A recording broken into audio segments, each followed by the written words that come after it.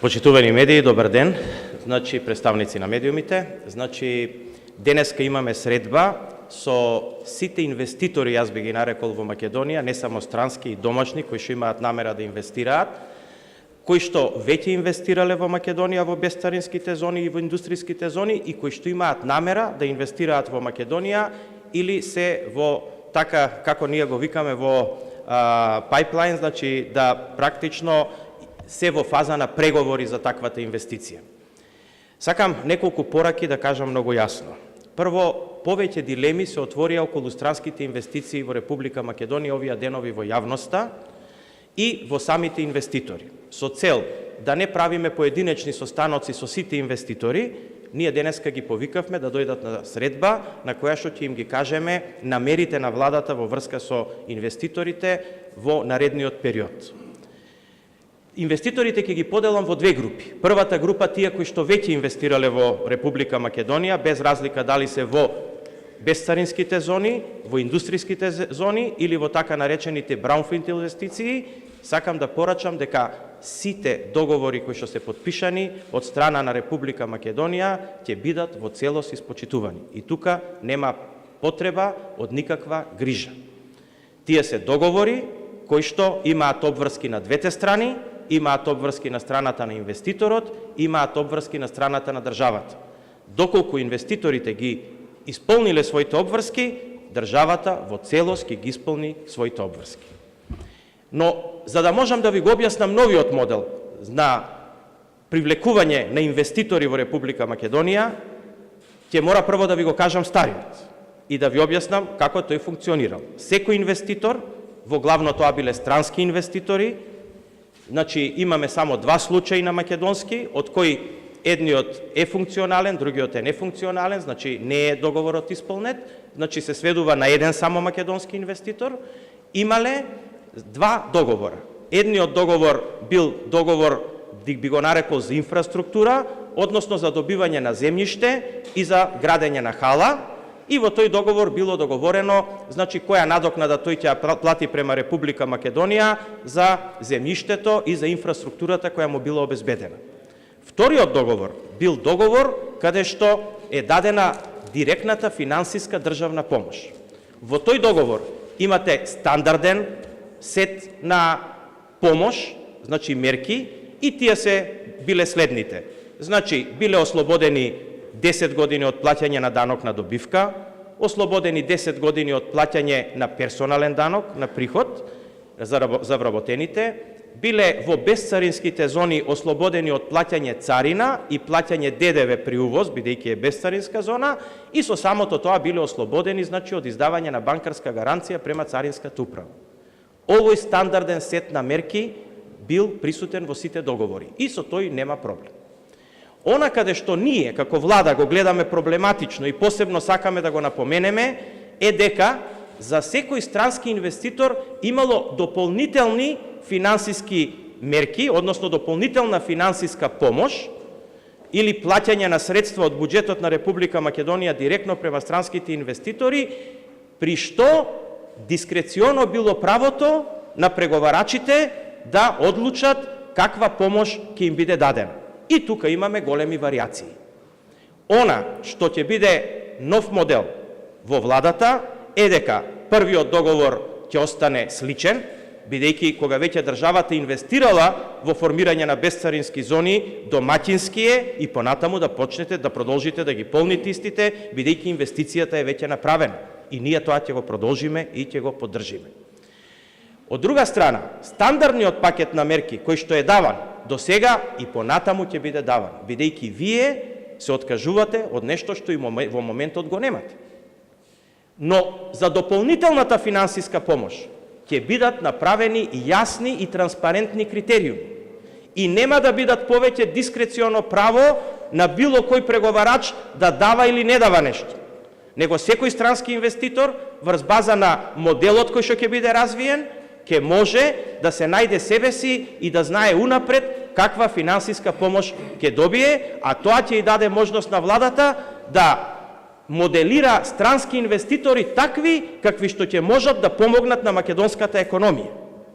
Македонија нема многу интерес или корист од тоа да имаме странски инвеститори кои што ќе работат како затворени острови, каде што се влегува од странство, нешто се произведува и све излегува према странство, без никаква интеракција со македонската економија.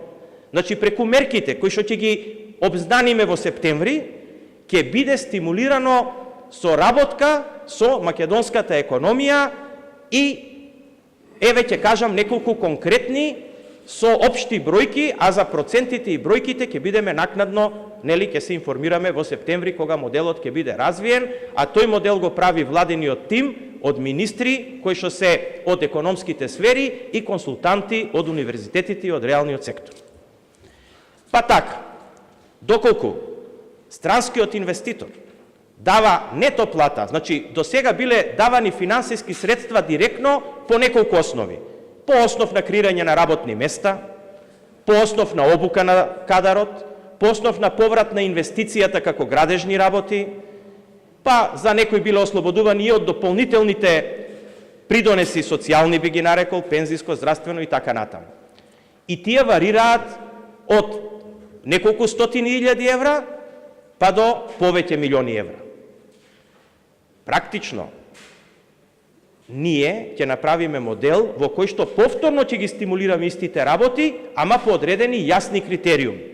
Па така, секој инвеститор ќе добие помош доколку даде одредена нето плата. Па значи, висината на помошта што ќе ја добие ќе биде врзена со дадената нето плата.